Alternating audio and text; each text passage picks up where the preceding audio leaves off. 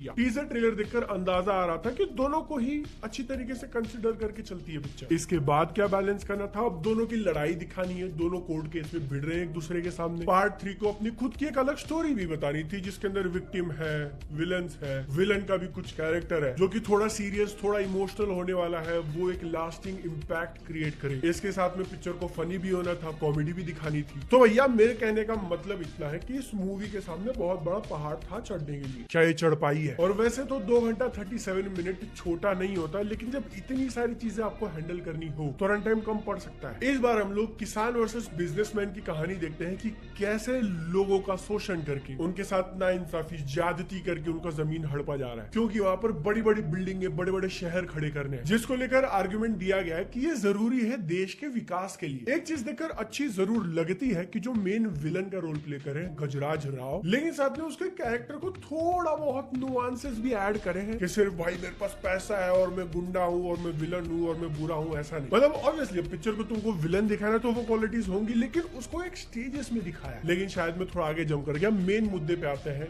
Jolly versus jolly. Picture की teaser trailer ने एक एपिक बैटल प्रॉमिस किया था जिसके अंदर काफी सारी कॉमेडी होगी, और देखो मूवी के अंदर काफी सारी कॉमेडी तो नहीं है, लेकिन जितना भी थोड़ा बहुत डाला है इट इज गुड, और वो मेरे ऊपर काफी अच्छे से काम किया। कैरेक्टर्स हमको हंसाने के लिए आउट ऑफ द लाइन जाके कुछ हरकतें कर रहे हैं या फिर कुछ बिग बॉस को मेंशन कर दिया, राइमिंग वाली लाइन मार दी, नहीं। कम से कम 2, 3 या 4 ऐसे मोमेंट थे जब मैं एकदम जोरों से हंस रहा हूँ पिक्चर को देखते हुए, और वो मेजोरिटी ऐसे टाइम पे आते हैं जब लगता है कि ये एक्टर्स एकदम नेचुरल वाली एक्टिंग कर रहे हैं। अक्षय कुमार और अरशद वारसी को एकदम ऐसा खुलने का मौका दे दिया, और जिसमें भैया अक्षय कुमार, उनके डायलॉग्स, उनकी की हुई हरकतें की, एक मारो अभी बोलते बोलते हंसी भी आई, डायलॉग भी निकल रहा था इसलिए अटक गया कि एक मारूंगा सतरंगी मूतेगा। क्या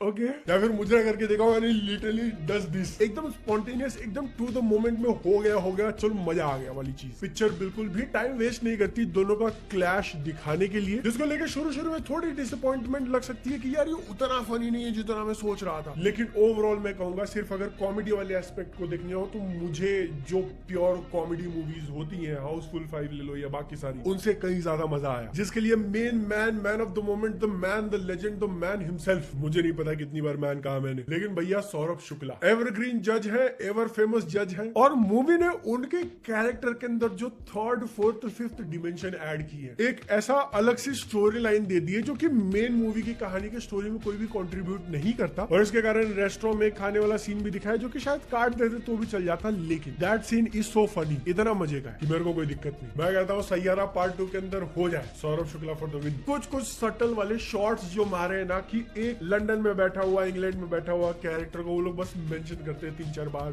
मिस्टर वीएम, समझ रहे हो, मिस्टर वीएम, जिसका केस लड़ने के लिए यहाँ इंडिया से एक लॉयर गया होता है प्राइवेट जेट में, मिस्टर वीएम। तो हाँ, पूरी पिक्चर की कहानी ने काफी सारी चीजों को बैलेंस करके चला है, जिसमें आपको सीरियस मोमेंट्स भी दिख जाएंगे, किसान versus industrialist, jolly versus jolly, ये चीजें कैसे इवॉल्व होती है मैं बताऊंगा तो नहीं, क्योंकि शायद एक बड़ा स्पॉइलर मिल सकता है, लेकिन क्योंकि जैसा मैंने कहा पिक्चर को इस बार इतनी सारी चीजें करनी थी तो कुछ चीजों ने थोड़ा बैक सीट लिया, जैसे कि केस का इन्वेस्टिगेशन